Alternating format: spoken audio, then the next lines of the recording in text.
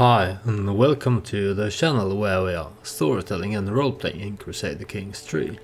This is my weekend series where I'm playing in Iberia with the Fate of Iberia DLC, and we are trying to achieve an end to the Iberian Struggle by ways of conciliation and then détente.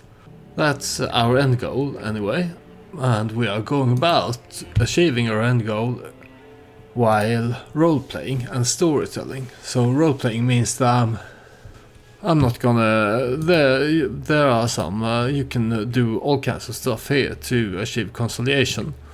And I am doing a lot of them, but I am only doing things that I think that my character would do according to his traits and the personality I develop and mold for him during the storytelling parts.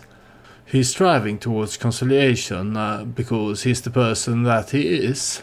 You can justify him going either way, but the way I play him, he is a man that sees that he's not a friend of religious fanaticism. So he sees that that people, no matter what their religious beliefs are, can be useful, and sometimes it can be interesting and even beneficial to talk and argue and debate with someone that views the world in a different way than you yourself do. And probably you're gonna get a clash of ideas, and when this clash of ideas happen, it might be frustrating, and there might be some anger and annoyance and irritation, but at the end of it, it's these ideas, they are gonna mold and they're gonna influence each other, and it's when they come out on the other side, they will come out as something that is better, something that is a synergy of both ideas, like when you synergize a friendship. For instance, I am friends with my brother here. He is great at intrigue. I am great at martial.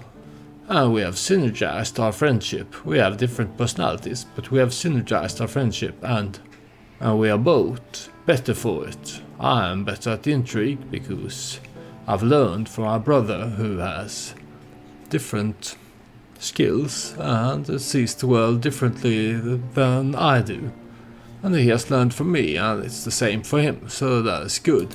But there's also been some storytelling when he has been influenced by his counselor. Here's Major Alina. She's Russian, and she was of a Muslim faith when she first came to us, but now she herself has converted to Mozarabism, this organized Christian faith.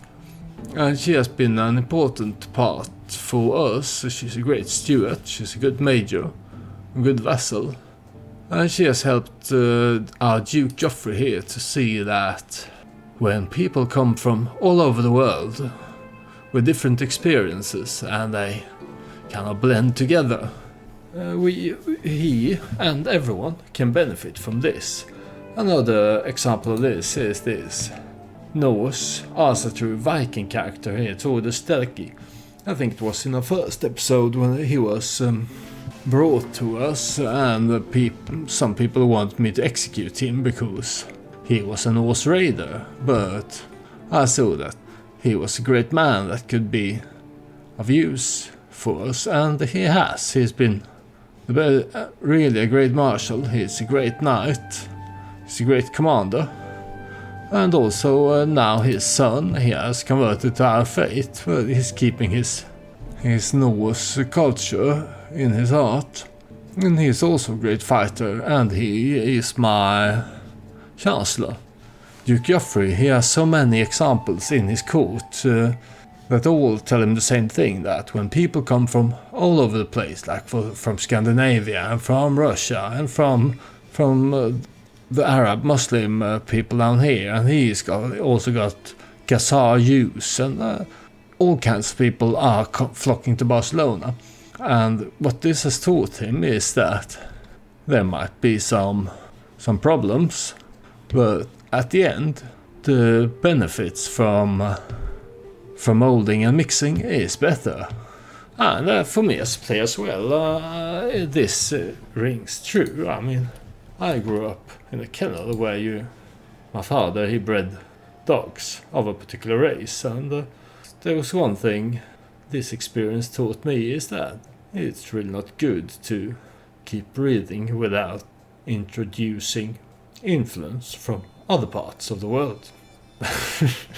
All the dogs, they died when I was 8, 9 years old. Not all of them, but say half of them, they died in pain.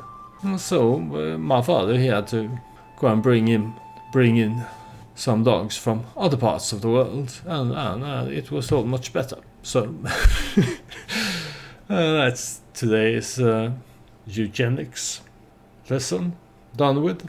So we're going to get on with the gameplay, where we are striving towards conciliation. And one of the ways to do that is to ally people. I made some mistakes when I started. I made some alliances, normal CK3 gameplay alliances, but really with this goal in mind I should have focused on allying people here in Iberia. I've been making a lot of friends, but conciliation still needs to catch up, and we can ally. Hey, we are friends with this Duke Hermenegildo Gutierrez of Galicia, and he's also gonna be a good ally. I mean, he's quite strong, and I have my daughter. He is recently widowed, so I can marry my daughter here to him. He will accept this, and this will give me an alliance with him that should progress conciliation. And then he's probably gonna call me into his war, and we will accept his call when and if it comes. Let's take a look here. If this progressed conciliation. Yeah, it looks like it did. I hope it did anyway. We've been hostility's been in the lead since the start, and my first 2 episodes I thought that I'll catch up, but now I'm starting to be a bit worried. I am catching up, but since this also is a roleplay, I don't feel that I just can go on and do game stuff to get ahead. I need to keep in mind what would Duke Geofré, as the person is and as the Duke of Barcelona here, actually do. So that's what I'm doing, but that being said, I think I am managing to catch up somewhat with conciliation. And yeah, as predicted, Duke Hermenegildo here, he is calling me to war, and I will accept this. And then I will also raise my armies and go and help him. It's what I said. I will not do. I would try to act in a way that is reasonable for my character to act, but still keep in mind that I want to achieve conciliation. And forming an alliance with Galicia here, he's a character that's probably that has the potential to be strong and a good ally. So it's good both for when taking the political situation in concern, and it's good for conciliation. Since we are thinking about this as a long-term alliance, it's gonna be a good thing to help him out so that he can be stronger. There's a scheme at court. My spy master, he's my brother and my best friend. I trust him with my life. He comes to me with news that someone is plotting to kill Raisa here. I seem to remember that, her son. The last episode, her son was imprisoned because he was plotting to kill me. So I don't really know why they are plotting to kill her, but there's all those schemes going around in court. Here we are, closing in. Let's go and see if we can engage them in the mountains there. We might be in trouble if we do this, if this force here reinforces. On the other hand, if we manage to get there before they siege the actual castle up in the mountains, I am an amazing military commander with a 43 advantage here. I also have this rough terrain expert, which will give me an advantage in mountains. So even if they reinforce with these 2,500 men, I actually think that my much smaller army here might stand a chance. So I'm gonna go for this. And maybe my ally will send some people to reinforce. He's reasonably close by. I'm not counting on it though. Usually when they are sieging, they tend to keep sieging.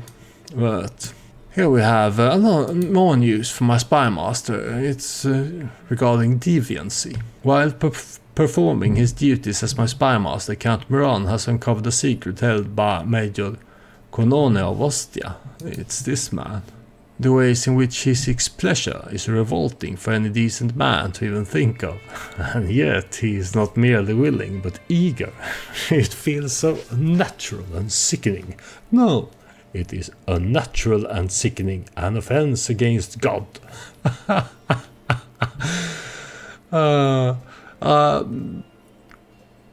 I can only imagine what it is that my Major Konone of Ostia does to get it up.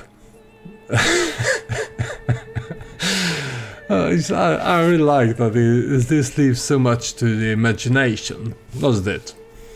It really saying really nothing, but I can only speculate. And what's more fun than speculating about what other people do in the privacy of their own privy or whatever, wherever they are. I learned that he is a deviant. I could use this against him if I need to. Servant, fetch me a bucket before I... So here we are, closing in to do battle here. I think this is going to be an interesting battle because they're probably going to reinforce with this large force here. And usually in CK3 and even more so in CK2, I mean, there are all those modifiers and numbers and stuff, but for the most part, I've found that if you have a larger stack, you usually win. And here I come with a smaller stack. I've got all the advantages on my side, so it's gonna be interesting to see. I mean, we're gonna beat this 565, no problem. But if they reinforce with this, I still think that we should be able to win. Well, let's go for it and see what happens. They are sending their men to reinforce, and suddenly it says that the chances are even, which I would say, based on my previous experience with the game, that we are going to lose this. Maybe if it actually looks like he is marching, so maybe he's coming to reinforce us. But I think with all the advantages we have in the mountains here, we should still stand a good chance. But I would, if I were a betting man, I would bet against us going into this battle here, unless he actually makes it there in time to reinforce. So it's going to be interesting to see. But first, we have my daughter Joanna here. She came of age, and she became a charismatic negotiator. Good for you, Joanna. Let's see if we can... Are there any people you can marry for a good alliance? No, not really. Well, they don't... The real good allies, they don't want to ally me because I have too many alliances. And most of them are made, like I said at the start of the episode, most of them was kind of a mistake. Let's have her as unmarried for now. And let's march in to do battle here in the mountains and see what happens. I'm really excited for the outcome here. So we are crushing them at the beginning here, but soon their reinforcements will be here. Now they are. And they have the numbers, so they are... it's still even. If he comes here, if he is actually coming to reinforce, we might still stand... No! Look! If you just send those 759 men up here, we would win this battle. But no, he's just gonna stand there. They actually were marching in this direction. But looks like, yeah, nah, let's not bother. That's what they're thinking. And my nephew got wounded. I don't really have a relationship to this nephew. I believe he's a son of my brother here. Yeah, alright. There's nothing that can be done. He's severely injured. And Major, I know, I'm not too sad about that. For a short while he was my chancellor and he was bad at the job. And he's not really a nice person. So I lost this battle as predicted. I really thought we would stand a better chance being in the mountains, and we would have. Here, if they could have kept on sieging here and marched those 700 men up here, and we would have won. But they didn't. I'm really annoyed by allies sometimes that they are so stupid. Because now my army is gonna retreat all the way back to Barcelona. And he's gonna be severely outnumbered here. Because I took a good battle here in the mountains. We had all the advantages. If he only had recognized this and helped, it would have been a decisive victory for us. My spy master is coming with more news, and he is revealing that Bishop Attillo here. Yeah, that's right. I sent my spy master to Rome to try to uncover secrets. I just thought it because my duke here, he is really not a friend of the clergy and the Pope, so he's thinking that maybe there's something interesting we can learn about those people there. And here he has uncovered a secret that it seems as if he might be starting to turn from the Mozarabic path, adopting instead the misguided teaching of the Catholics. Well, it's not really the best secret to uncover, is it, Miro? This must be... this is something that I should fix, really, because we converted to Mozarabic. It's kind of a branch of Catholicism. The Pope is still our head of fate, but the main faith in Catholicism is still, I suppose, canon Catholicism, and the Pope lives in it. And why shouldn't his bishop in Rome do so as well? So that he has found out that he's a Catholic and not Mozarabic like we are. That's really not a secret, is it, Miro? As the game, this Mozarabic fate, I believe it's a new addition to the game introduced with this Fate of Iberia DLC, and as I understand it, it is to reflect that the Christian people in Iberia, they were Catholics and they considered the Pope as their head of fate, but they had some tweaks, some adjustments in their belief system that led them to be more tolerant and more accepting towards the Muslim people here, because they were all sharing the same part of the world and they had to intermingle and cooperate and live with each other. So it's only natural that they had more knowledge of how the Muslim people here believe and what they thought and how they saw the world, so they were more understanding towards it. It's just how it is. It's like if you yourself are an academic scholar and you've only ever knew academic scholars, and then you move to a different neighborhood and your neighbor is a factory worker, you will eventually gain a better understanding about factory workers. And your neighbor, the factory worker, will gain a better understanding about academics. Yeah, I mean, you might even find out that even though you are very different, you can have a good time having a beer together or something. It's that's how this Mozarabic fate is, I believe. But it looks, with this event here, it looks like they are not done implementing it to the game correctly, because it says here he finished the find secret task, And the secret he found was that one of the Pope's bishops is actually a Catholic. Ooh. So impressed, Miro.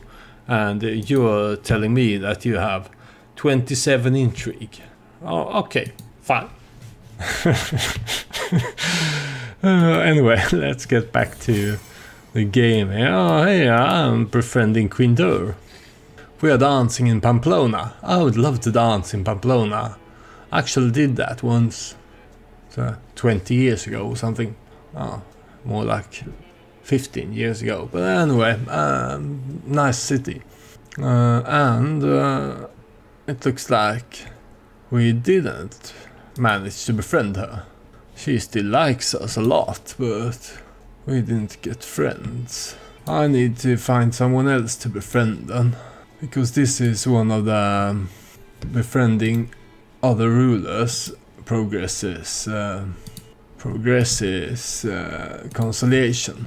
I'm still annoyed with my vassal here. I mean, it still should have been a good call to go into battle in the mountains there, even though they had about 1,000 men more than we did, because all the bonuses were stacked on our side. But this goes to prove that what was true in CK2 is still true in CK3. It makes a small difference, I suppose, if you have the men-at-arms you have and the command traits you have and the terrain you choose. But in the end, all that matters really is numbers. It was what was proven to me here, and the game proves it to me all the time, that there's an immense depth to... Oh, I didn't even know I was stressed. Seems like I am. And I'm having a mental break. Wanton desires. Lately it feels like I'm constantly being distracted by lascivious thoughts and erotic fantasies. With all the hardships of my everyday life, it is all too easy to lose myself in daydreams and forget about reality. These desires are clearly interfering with my life, but what should I do about them?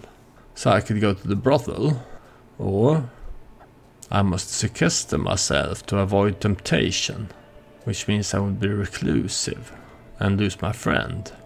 Or I will bite my lip and try to stay focused. He is vengeful, ambitious, and just, and patient. So in this case, I think I will go with the third one here. I will gain even more stress. I will bite my lip and try to stay focused. That's what an ambitious man would do.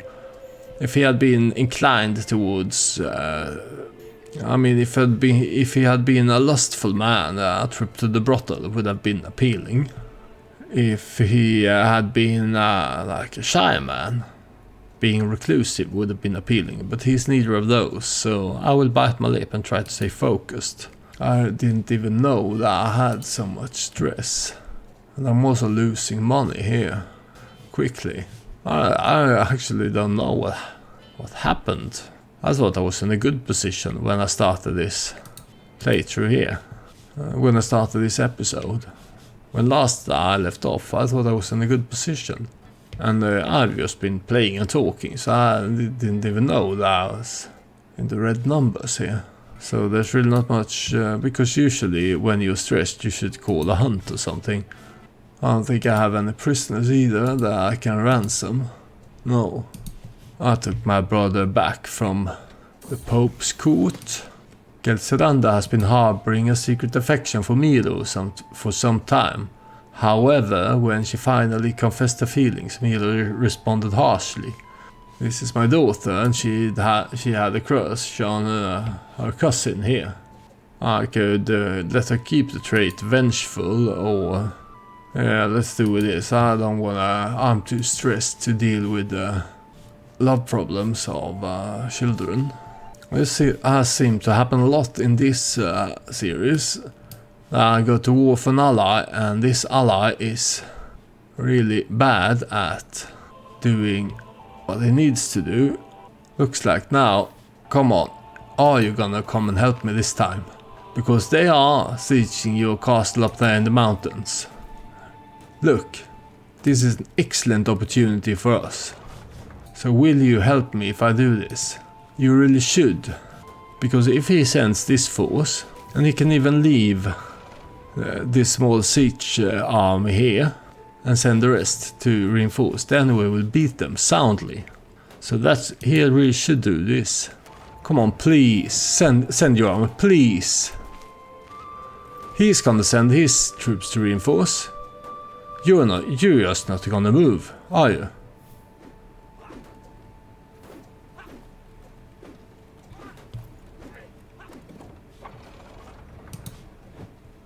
No, he's not. I'm gonna have to retreat here.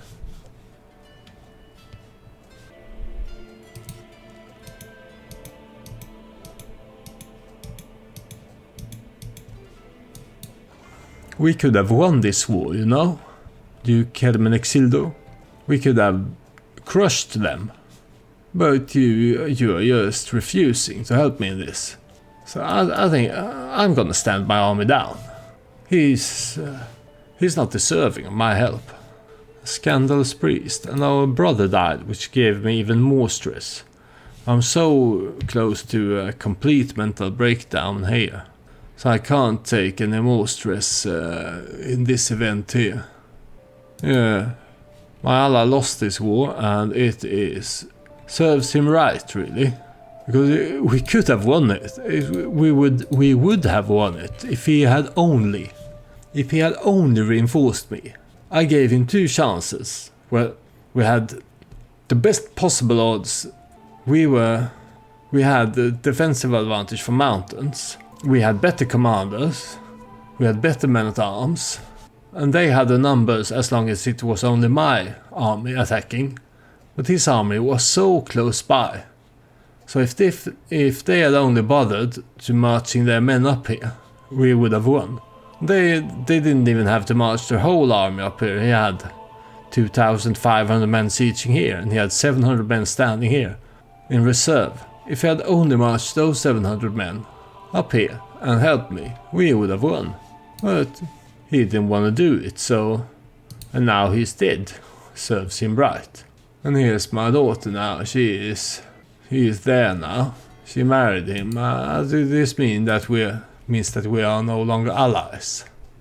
He has this daughter here, Hermesinda.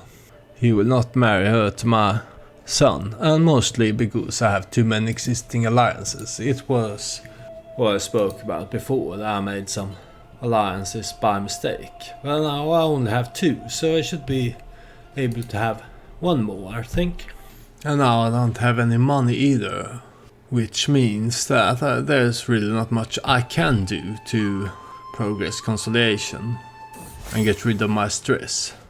I didn't even manage to befriend the Sultan, and hostility is ahead again. I'm gonna fail this, aren't I? If you're going into the game and you single-mindedly put your head towards one of these endings, I bet you can manage to do it quite easily. But since I've been role-playing, I've even hesitated on befriending, or because I think I've befriended or tried to befriend every single character around here. They are all my friends. I recognize all those names here. I'm friends with them all, and the ones I'm not friends with, I've tried to befriend, and I've tried to make as many allies as I can. I suppose it's good that it's a challenge, but still, I'm not friends with this man, I think. Can we be friends? He's gonna be friends with me. Let's be friends, Count Hajan. But hostility is very much in the lead here. There's so many people doing hostility stuff. I suppose their AI characters are probably more inclined towards hostility stuff, because that's probably what they are programmed to do in the rest of the game. And that's alright. I mean, you should tell the AI to try to increase their power base by going to war and doing intrigue stuff and such. Otherwise it wouldn't be much of a challenge. But it's a bit annoying here that it looks like No one except me is striving towards conciliation. Well, that's just how it is. I could go and try to earn some money by selling my troops again. She's losing badly here in a war.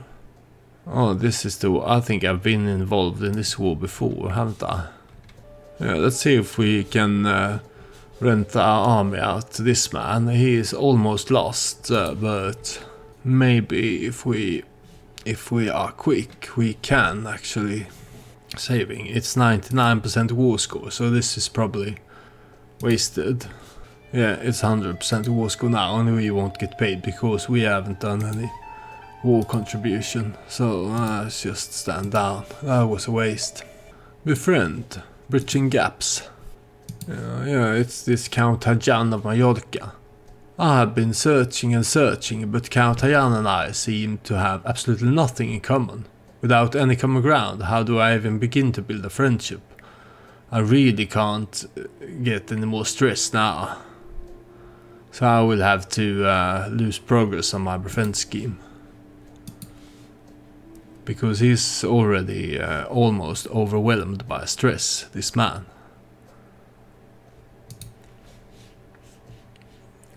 And they all keep doing this hostility stuff.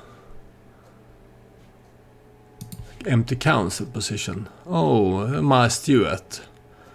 The Russian Major Alina. Looks like she died. Major Alina, she came to us as a refugee. She fled from the Sultan's harem here, and she came to us and she wanted a new place to live, and we gave it to her, made her major of a city, and she became a person of great importance for us.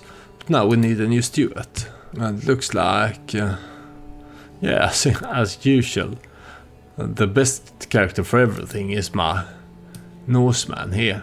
Here's another example of how many good people has been coming to my lands from other places in the world, but he is my marshal, so can't really appoint him because I could, of course, but he's an amazing marshal, so he's best there. And I should make this Major Guinidilda of Cardonia. She's decent stewardship, and she's considered a powerful vassal, so she would be good at this job. Yeah, my brother, he just, last episode there was a Jewish man who came with a lot of other Jews, I suppose, and we gave them this county of Rosello here, and he was the count of it, but since then my brother here, he just straight off took it. And that's also because he has got 800 men, and I think this man had 37, so there was not much I could do about that. Well, this episode really was disastrous, wasn't it? There was really no fun stuff happening. I made a good, what I thought was a good alliance with Galicia here. Married my daughter Cecilia off to this Duke Ermenexildo, and he called me into war. I sent my forces there to help him, but he was just incompetent, so he lost the war and he died. So I lost the alliance. I also lost a lot of money. I don't really know how. Maybe I did something in my last episode to lose money. And then when I had my armies raised, they were costing me money, and yeah, that's probably it. I didn't pay attention, and now I need 26 gold to get rid of this red figure up here. I don't really like that. It's stressing me out. And my character he is also stressed out. And hostility is again, even though I have befriended everyone and tried to make as many alliances as I can, hostility is ahead. So I'm not really doing too good here.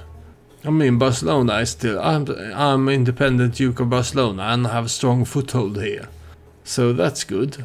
But otherwise, I have a lot of work to do if I'm gonna get anywhere with this here. Like I said when I started, this is my weekend series. I'm uploading this on Saturdays and Sundays.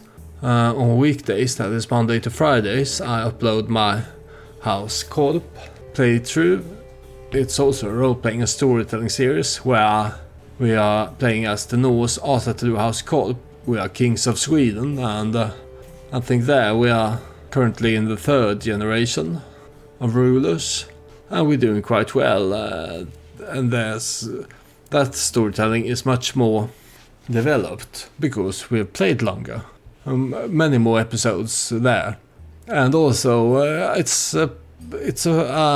there I have a playstyle that I personally like better. It's where I don't have an overarching goal. I just let the game and the events take me where it takes me. I mean, I still have something in mind I want to do, but it's not like here when I'm actively striving towards conciliation. So I think I'm enjoying this more. This is also right, but my House Cold playthrough is my favorite this far.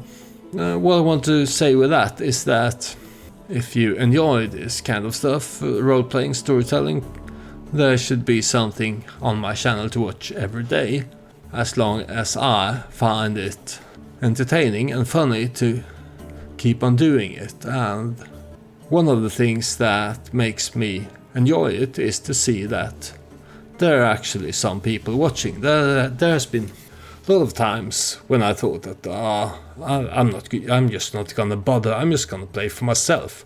But then there was like last week there was I think I had 6 subscribers, and then suddenly there was 9. So I thought, well, 3 more people actually enjoying my stuff. Yeah, that's flattering, I suppose, and it made me think that alright, I'm gonna keep on doing some more, maybe a couple of episodes more. So if you are enjoying, if you want to see more, there's a way to encourage me to keep on, and it's to like and subscribe. If you're still here watching and listening to me, then you really should do it, because that means that you've got through an entire episode of me talking slow and mumbling and stumbling for words. So, like and subscribe, and this is a Saturday, so tomorrow I will continue this. I hope I will see you then. Thank you for watching this one, and goodbye.